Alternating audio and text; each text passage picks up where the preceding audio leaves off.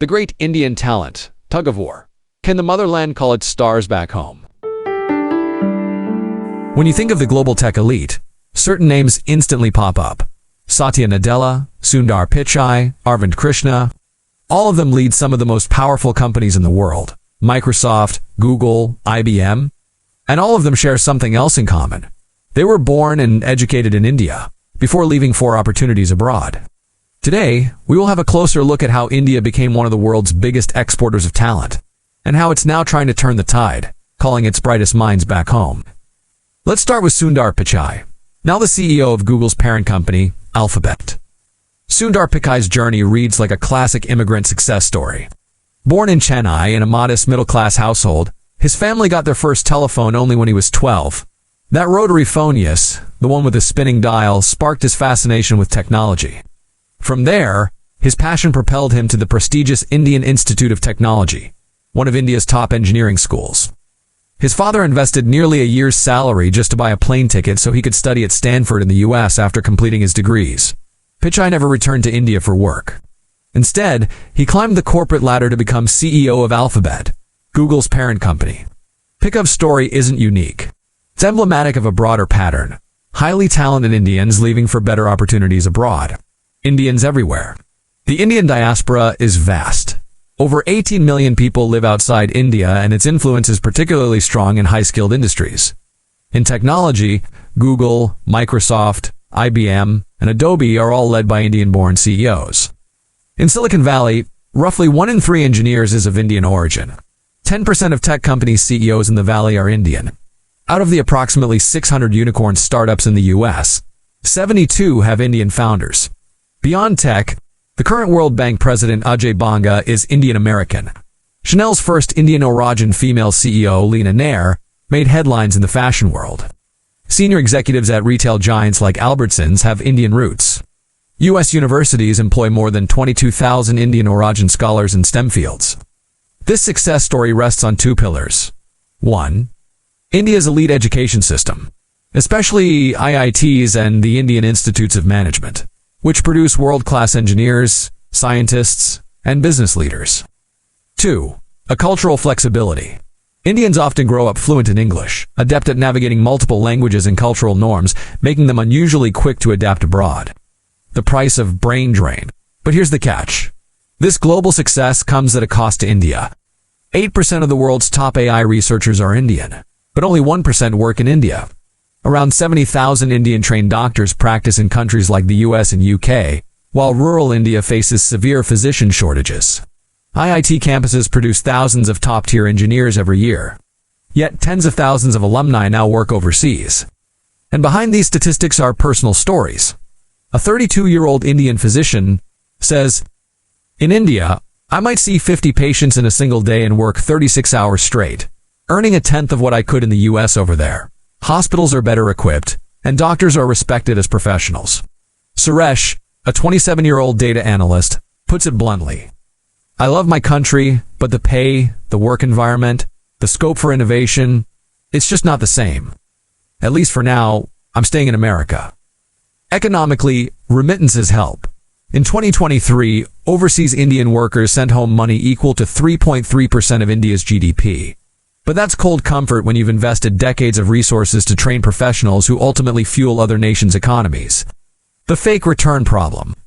Some returning professionals aren't actually working for India. They move back physically, but their employer is still a multinational corporation serving foreign markets. This helps the corporate bottom line, cheap, skilled labor in the same time zone. But it doesn't always translate into innovation for India's domestic economy.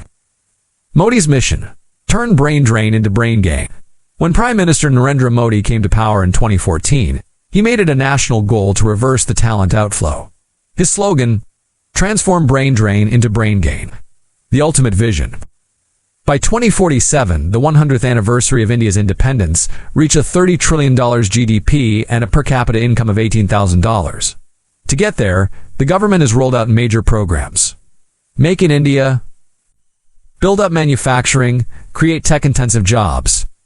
Digital India. Expand the digital economy and e-governance. Startup India. Support entrepreneurs with funding, mentorship, and reduced bureaucracy. On the frontier tech side, National Quantum Mission, to push quantum computing research. Semiconductor Mission, to build a domestic chip industry. AI Mission, to develop artificial intelligence capabilities.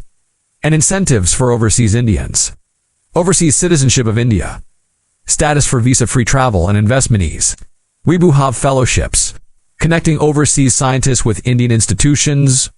Ramonuan Fellowships, to help researchers set up independent labs in India. Tax breaks and grants for high-impact returnees. Some big names are coming home.